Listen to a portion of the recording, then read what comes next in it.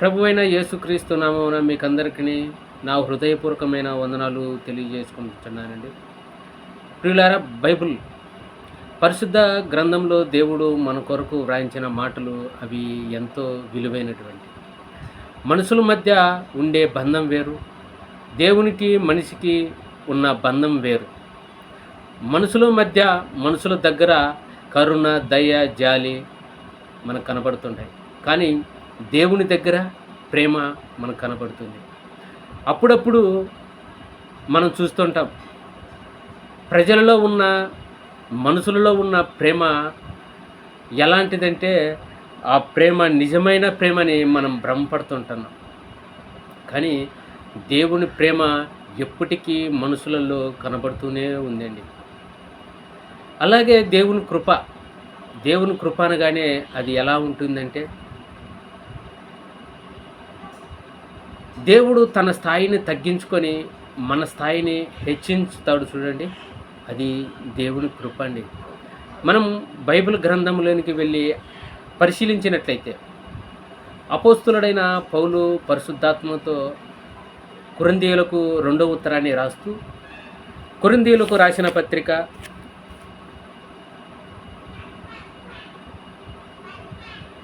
8వ అధ్యాయము 9వ వచనం. కొరింథీయులకు రాసిన 2వ పత్రిక 8వ అధ్యాయము 9వ వచనం.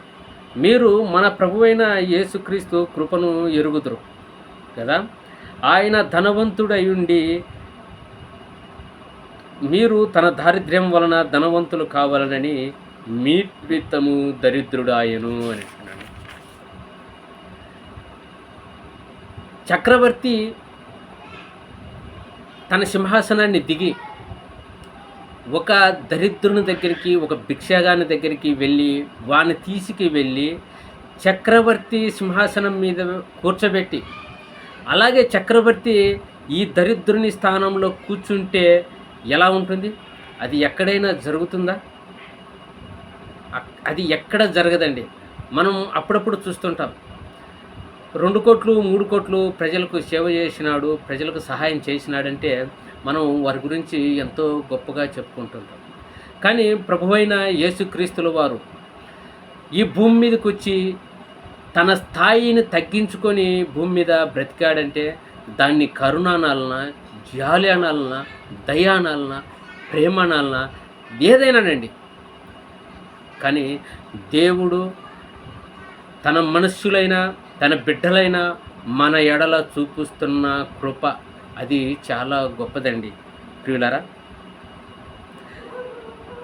దేవుడు మన ఎడల చూపిస్తున్న కృప అది చాలా విలువైనది. కానీ అప్పుడప్పుడు మనం కృప నుంచి తొలగిపోయే ప్రమాదం ఉందా అని మనం ఆలోచించినట్లయితే, కృప నుంచి తొలగిపోయే ప్రమాదం మన మనసులందరికీ ఉందండి. దేవుడిచ్చిన ఆ కృపను మనము సద్వినియోగపరుచుకోక ఆ కృపను నుంచి తొలగిపోయే ప్రమాదం ఎంతైనా ఉంది. పౌలు గారు మాట్లాడుతూ, అతను భూమి మీద బ్రతికినప్పుడు అతను పడిన కష్టాలు, అతను పడిన వేదనలు, అతను పడిన బాధలు మనకు తెలియదు కాదు.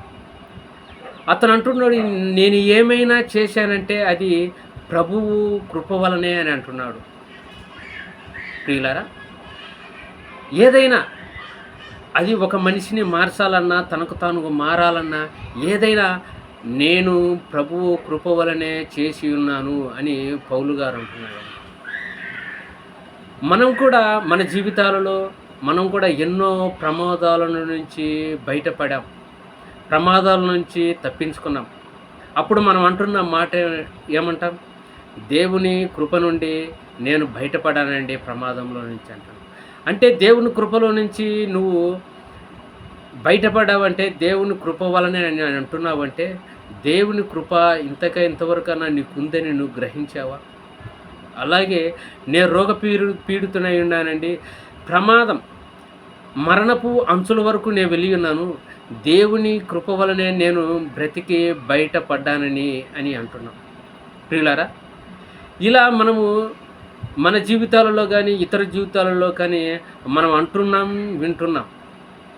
ప్రియులారా, దేవుని కృప ఎలాగుంటుందంటే, మనం మాట్లాడుతున్నాం అంటే అది దేవుని కృపేనండి. మనం నోరు తెరిచి ఆహారాన్ని తింటున్నాం అంటే అది దేవుని కృపేనండి. మనం కాలు తీసి కాలు బయట పెడుతున్నామంటే అది దేవుని కృపేనండి. అలాగే మనం ఉద్యోగం చేస్తున్నామంటే కృపేనండి. అలాగే మనం ఇల్లు కట్టుకున్నామంటే అది కృపేనండి. అలాగే మన పిల్లలకు పెళ్ళిళ్ళు చేస్తున్నామంటే అది కృపేనండి. కృప ఎన్ని విధాలుగా మనకు కృప ఉందండి. కృపను ఏ రోజైనా మనము త్రోసేసామా? కృప నుంచి మనం ఏమన్నా తప్పించబడ్డామా అని మనము ఒకసారి జ్ఞాపకం చేసుకోవాలండి. దేవుని కృప చాలా విలువైందండి. ఆ కృపను, దేవుడిచ్చిన కృపను మనము కాపాడుకోవాల్సిన బాధ్యత, అవసరం ఎంతైనా ఉందండి. మనం బైబిల్ గ్రంథంలో చూసినట్లయితే గలతీయులకు రాసిన పత్రిక 5వ అధ్యాయము 4వ వచనం, మీలో ధర్మశాస్త్రము వలన ఆయన నీతిమంతులని తీర్పు తీర్చబడేవరో వారు క్రీస్తులో నుండి బొత్తిగా వేరు చేయబడి ఉన్నారు, కృప నుండి తొలగిపోయి ఉన్నారు. కృప నుండి తొలగిపోయి ఉన్నారు. అబ్బా! దేవుడిచ్చిన కృపను ఎలా తొలగిపోతున్నారు సమాజం? తన స్వార్థం కోసం, తన అవసరాల కోసం, ఈ లోక సంబంధమైన దిక్కుమాలిన అవసరాల కోసం దేవుడిచ్చిన కృపను తొలగిపోతున్నారండి. దేవుడిచ్చిన కృప మనకు ఏమి కావాలనో, మన ఏమి అవసరం ఉందో ఆ కృప దేవుడు ఇవ్వాలని దేవునికి తెలుసండి. కానీ కృపను మనం సద్వినియోగం చేసుకొనుచున్నామా? కృపను, దేవుడిచ్చిన కృపను మనం సద్వినియోగపరుచుకొనుచున్నామా? మనం ఆలోచించాల్సిన అవసరం ఎంతైనా ఉందండి. ఇంకొకటి చూద్దామండి. హెబ్రీయులకు రాసిన పత్రిక 12వ అధ్యాయము 15వ వచనం, మీలో ఎవడైనను దేవుని కృప పొందకుండా తప్పిపోవునేమో అని అంటున్నాండి. ఎవడైనను దేవుని కృపను పొందకుండా తప్పిపోవునేమో అని అంటున్నాడు. అంటే మీలో ఎవడైనా దేవుని కృపను పొందకుండా తప్పిపోతాడా? తప్పిపోయే ప్రమాదం ఉందని చెబుతున్నాడు. అంతేకాదండి, 2 కొరింథీయులకు రాసిన పత్రిక 6వ అధ్యాయము 1వ వచనం, కాగా మేమాయన తోడి పనివారమై మీరు పొందిన దేవుని కృపను వ్యర్థము చేసుకొనవద్దని మిమ్మల్ని వేడుకొనుచున్నాను. అంటే దేవుడిచ్చిన కృపను వ్యర్థం చేసుకుంటున్నారు. దేవుడిచ్చిన కృపను తమ అవసరాల కోసము, తమ శరీర సుఖాల కోసము దేవుని కృపను వ్యర్థం చేసుకుంటున్నారని పౌలు గారు హెచ్చరిస్తున్నాడండి. పౌలు గారు ఈ సమాజానికి హెచ్చరిస్తున్నారు, దేవుని కృపను మీరు వ్యర్థం చేసుకుంటున్నారు అని. మనం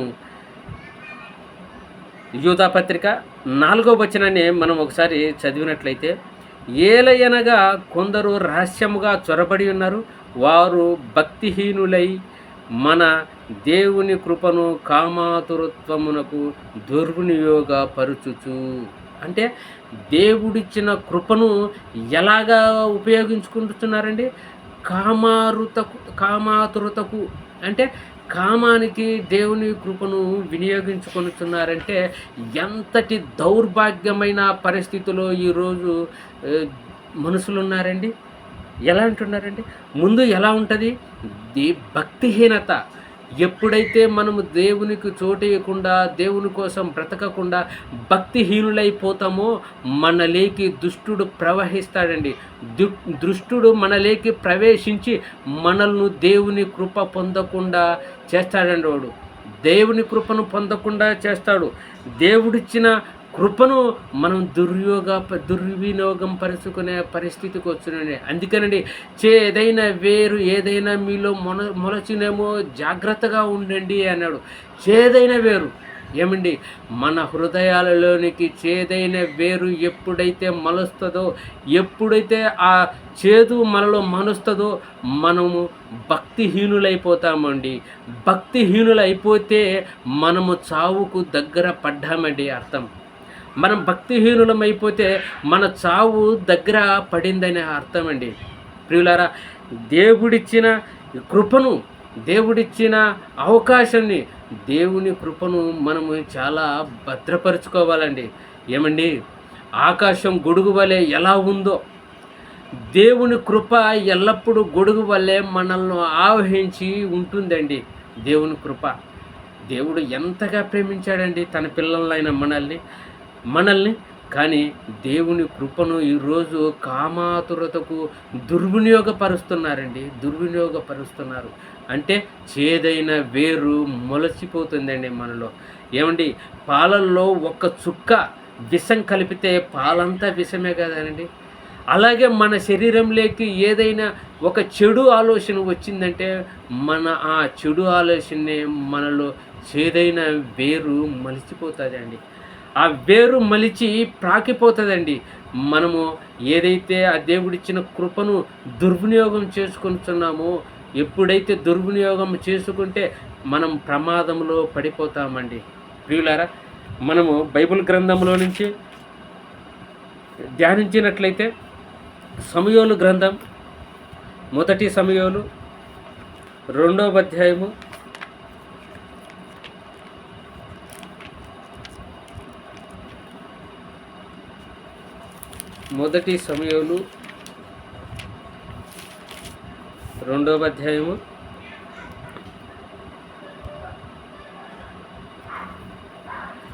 22వ వచనం నుంచి చదువుతా, మీరు గమనించండి.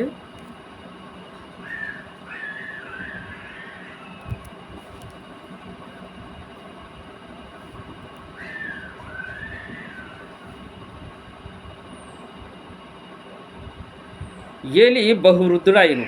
ఇశ్రాయేలులకు తన కుమారులు చేసిన కార్యములన్నీ వారు ప్రత్యక్షపు గుడారం యొక్క ద్వారము దగ్గరకు సేవ చేయుటకు వచ్చిన స్త్రీలతో శయనించుటకు మాట చెవిన పడగా వారిని పిలిచి ఇట్లనెను. ప్రియులరా, ఏలి బహువృద్ధుడైన ఏలి తన కుమారుల చెడుతనమును గురించి తన చెవిన పడిందండి. తన చెవిన పడగానే ఏలి తన కుమారులను పిలిపించి తన కుమారులతో ఏమంటున్నాడో మనము చదివినట్లయితే, ఈ జనులందరూ మీరు చేసిన చెడ్డ కార్యములు నాకు వినబడినవి. ఇలాంటి కార్యములు మీరెందుకు చేయుచున్నారు? నా కుమారులారా, ఇలాగూ చేయవద్దు. నాకు వినబడినది మంచిది కాదు. యెహోవా జనులను మీరు అతిక్రమింపజేయుచున్నారు. నరునికి నరుడు తప్పు చేసిన యెడల దేవుడు విమర్శ చేయును గాని, ఎవరైనా యెహోవా విషయములో పాపం చేసిన యెడల వాని కొరకు ఎవడును విజ్ఞాపన చేయును. ప్రియులారా, ఏలి అంటున్నాడు, కుమారులారా, మీరు చేస్తున్న ఈ చెడ్డ కార్యం ఏదైతే ఉందో అది చాలా ప్రమాదము. ఒకవేళ మీరు మనుషుల ఎడల చేసిన తప్పు అయితే ఆ తప్పును క్షమించడానికి దేవుడున్నాడు.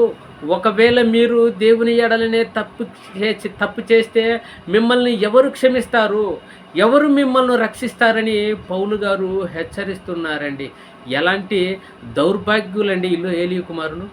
అంటే ఎప్పుడైనా దేవాలయం దగ్గరకు వచ్చిన స్త్రీలతో వాళ్ళు దేవాలయం వెనుకకు తీసుకెళ్ళి వాళ్ళతో శయనించుతున్నారంటే వీళ్ళకి ఏమాత్రము భయభక్తులు అనేది ఏమన్నా ఉందా?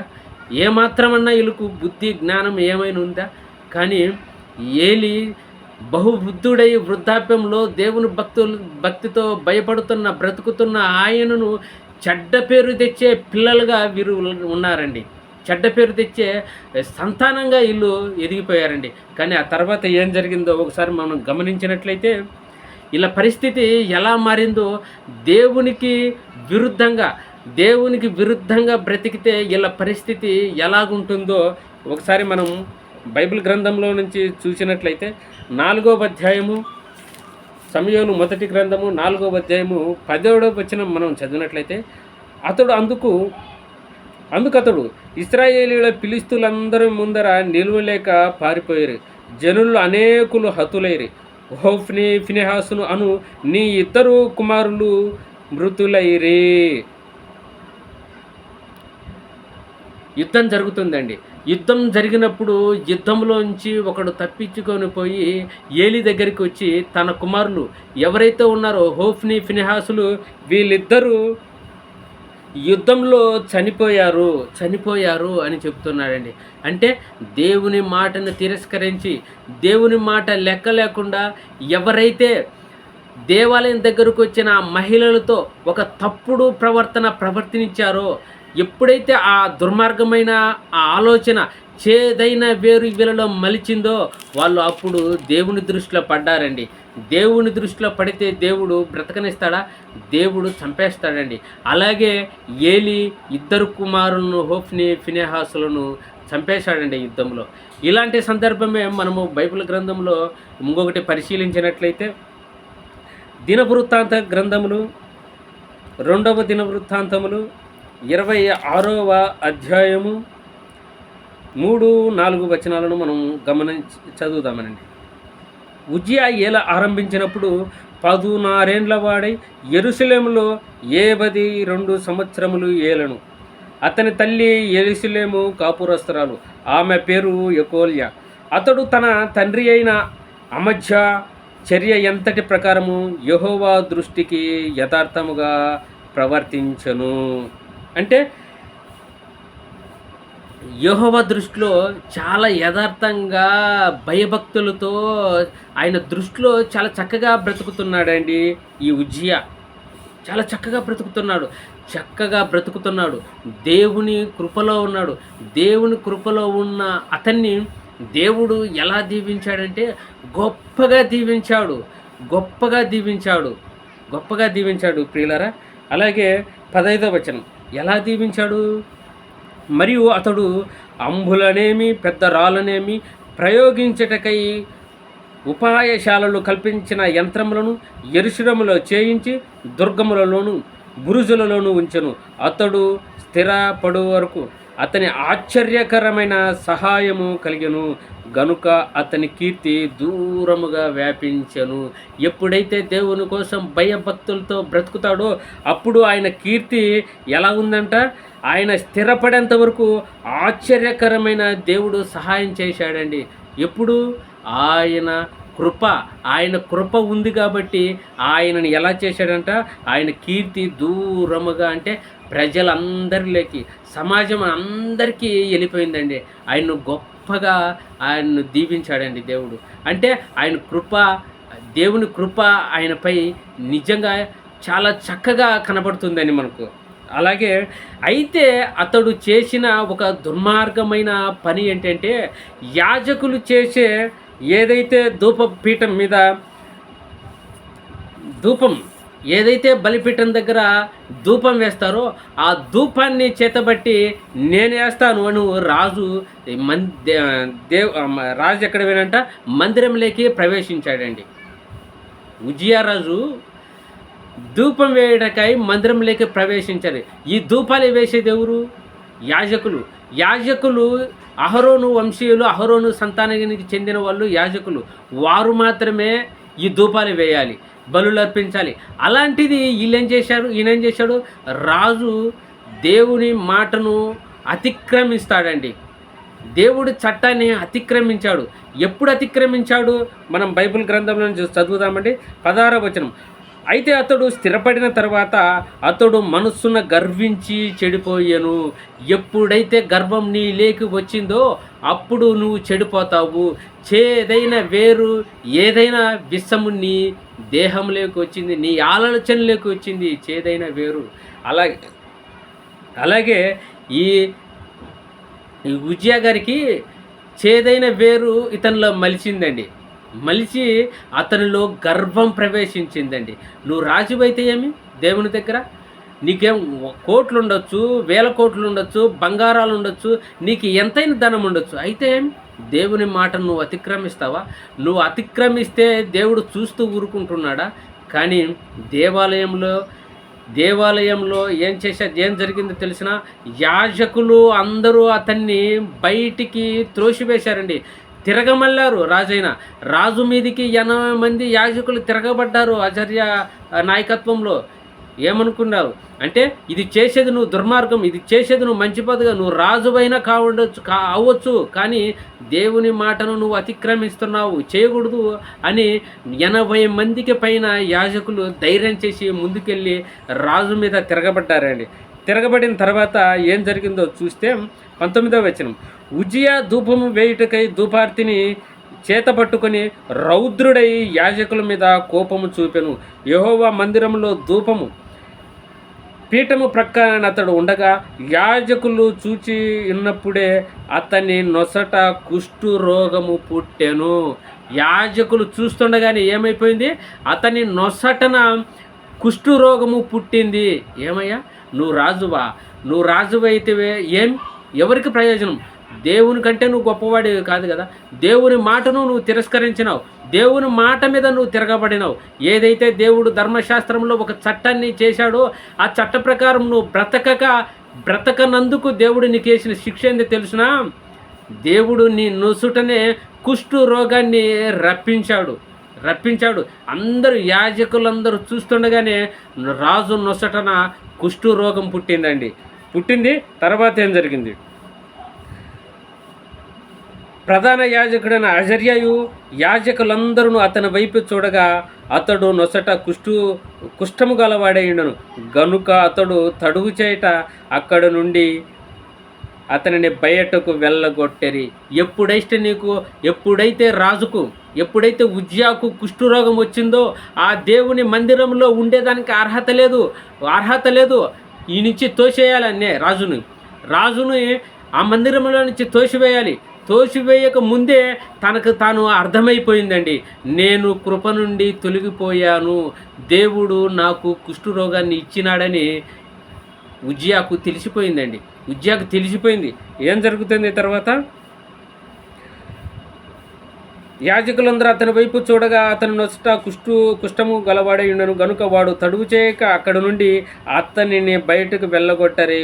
యెహోవా తన్ను మొత్తిన ఎరిగి బయటికి వెళ్ళుటకు తానును త్వరపడను. అంటే తనకు అర్థమైపోయింది, ఇంక నేను కూడా ఇక్కడ ఉండాల్సిన పని లేదు, ఇక్కడ ఉండే అర్హత నాకు కూడా లేదు, నాకు వచ్చిన ఈ రోగం శాపం, నేను ఇక్కడ ఉండే అర్హత లేదు అని తనకు తానే వెళ్ళిపోవడానికి సిద్ధపడ్డాడు. రాజైన ఉజ్జియా తన మరణము దిన వరకు కుష్ఠరోగి అయి ఉండెను. అంటే దేవుని మాటను ధిక్కరించినాడా? కుష్ఠరోగం కాదు, ఏ రోగమైనా అతనికి ప్రవేశిస్తుందండి. ప్రియులారా, ఎప్పుడైతే దేవుని కృపను సద్వినియోగపరుచుకోవాలండి. దేవుడిచ్చిన ఈ కృపను దేవుని కోసము ఖర్చు పెట్టాలి. నువ్వు రాజుగా కావడానికి దేవుడిచ్చిన కృపే కదా. నువ్వు మంత్రిగా కావడానికి దేవుడిచ్చిన కృపే కదా. నువ్వు ఒక ఉద్యోగస్తునివి కావడానికి దేవునిచ్చిన కృపే కదా. నీకు ఇచ్చిన ఈ కృపను దేవా, నువ్వు ఇచ్చిన నాకు ఏదైతే ఈ అవకాశం ఉందో, ఏదైతే నాకు ఇచ్చిన ఈ ఆరోగ్యం ఉందో, నేను నీ కోసము ఇంకా బలంగా నీ సేవలో వాడబడతాను అని ముందుకు వెళ్ళవలసింది పోయి నువ్వు దాన్ని దుర్వినియోగపరిచి నీ స్వలాభం కోసము నువ్వు అధికారుల మీద నువ్వు పెత్తనం చేయుటకు, నువ్వు ప్రజల మీద పెత్తనం చేయుటకు దేవుడు నీకు అనుగ్రహించలేదు ప్రియులారా. అందుకే దేవుడు చెబుతున్న మాట, ఏదైతే నీకు ఈ కృపనిచ్చిందో ఈ కృపను నువ్వు సద్వినియోగపరుచుకోవాలి ప్రియులారా. సద్వినియోగపరుచుకుంటేవా దేవుడు నిన్ను ఎంత దూరంగా తీసుకెళ్తాడు. నీకు కీర్తి ప్రతిష్టలు దేవుడు ఆపాదించి పెడతాడండి ప్రియులారా. అందుకే మనం బైబిల్ దగ్గరికి రావాలి. దేవుడిచ్చిన కృపను మనం సద్వినియోగం చేసుకుంటున్నామా లేదా అని మనం గ్రహించాలి. ఈరోజు మనము డబ్బులు సంపాదించవచ్చు, వేలు సంపాదించవచ్చు, లక్షలు సంపాదించవచ్చు. కాబట్టే దేవుని కృప వెడలనే మనం సంపాదించుకుంటున్నాము. దేవుని కృప వలనే మనం ఆరోగ్యంగా ఉండమని మనం గమనించాలండి. దేవుని కృపతోనే మనం బ్రతుకుతున్నామని గమనించాలి ప్రియులరా. దేవుని కృపను మనము తోసివేయకూడదు. ఏమండి, మన శరీరంలోకి రోగం వచ్చిందని తెలియాలంటే మనం బ్లడ్ టెస్ట్ చేయించుకోవాలండి. బ్లడ్ టెస్ట్ చేయించుకుంటే మనకు ఏ రోగం ఉందని బయటపడుతుంది. అలాగే మన దేహంలోకి ఏదైనా చేదైనా వేరు ఒక మలిచిందా అని మనము గమనించాలంటే, మనల్ని మనము శోధించుకోవాలంటే మనం బైబిల్ దగ్గరికి రావాలి ప్రియులారా. బైబిల్ దగ్గరికి వచ్చి మన జీవితంలో మన స్థితిగతులు ఏమిటో మనకు బైబిల్ జ్ఞాపకం చేస్తుందండి. బైబిల్ జ్ఞాపకం చేస్తుంది ప్రియులారా. అందుకే దేవుడు వ్రాయించిన ఈ మాటలను తోసివేయకుండా దేవుడిచ్చిన ఈ కృపను మనం ఎల్లప్పుడూ సద్వినియోగపరుచుకొని దేవుని కోసం బ్రతుకుదామండి. అటు కృప దేవుడు మనందరికీ దయచేయును గాక. కళ్ళు మూసుకొని ప్రార్థన చేసుకుందాం. మమ్మల్ని మిక్కులుగా ప్రేమించిన మా ప్రియ పరలోకపు తండ్రి, నీ బలమైన, ఉన్నతమైన, శ్రేష్టమైన నామమునకు యేసుక్రీస్తు నామమున వందనాలు, స్తోత్రములు చెల్లించుకుంటున్నాను దేవా. గడిచిన కాలమంతా మమ్మల్ని కాచి కాపాడినందులకై మీకు స్తుతులు, స్తోత్రములు చెల్లించుకొనుచున్నాను దేవా. దేవా, నీవిచ్చిన కృపను భూమి మీదుండే మనుషులందరికీ మీరు కృపను ఇచ్చారయ్యా. ఆ కృపను మేము సద్వినియోగపరుచుకొని మా దుర్వినియోగాలకు ఉపయోగించక తండ్రి, మా స్వప్రయోజనాలకు ఉపయోగించుకోకుండా తండ్రి నీవిచ్చిన కృపను సద్వినియోగం చేసుకొని ఇంకా నీ పనిలో అభివృద్ధి పొందుటకు మాకు సహాయాన్ని అనుగ్రహించండి దేవా. ఇదిగో తండ్రి, ఉదయకాలంలో తండ్రి ఎందరో మోకరించి మీకు ప్రార్థిస్తున్నారయ్యా తండ్రి. వారిని బట్టి మీకు వందనాలు చెల్లించుకున్నాను తండ్రి. వారు ఏ ఆపదల్లో తండ్రి మీకు మొరుకుతున్నారో, ఏ అవసరాల కోసం మీకు మొరుకుతున్నారో తండ్రి, వారిని నైనా మీరు దీవించండి, ఆశీర్వదించండి. వాళ్ళ అవసరాలు తీర్చమని నీ బంగారు పాదములు బట్టి అడుగుతున్నాను తండ్రి. ఎందరో తండ్రి అనారోగ్యంతో హాస్పిటల్లో బాధపడుతున్నారు తండ్రి. ఎందరో ఐసీయూలో తండ్రి ప్రాణాల మధ్య కొట్టుమిట్టాడుతున్నారు తండ్రి. నాయన నీకు ఇష్టమైతే వారిని స్వస్థపరచండి తండ్రి. ఎందరో తండ్రి మానసికంగా, ఆర్థికంగా కుమిలిపోతున్నారు, వారిని కాపాడండి, రక్షించండి దేవా. కృపగల తండ్రి. ఇదిగో తండ్రి, ఎందరో మానసికంగానైనా సమస్యలతో సతమతమవుతున్నారు తండ్రి, మానసిక రుగ్మతతో బాధపడుతున్నారు, వారిని కాపాడండి తండ్రి. ఎన్నో కుటుంబాలలో తండ్రి అలజడి తండ్రి, అశాంతి తండ్రి, లేని బాధలన్నీ ఉన్నాయి తండ్రి, వారిని కాపాడండి.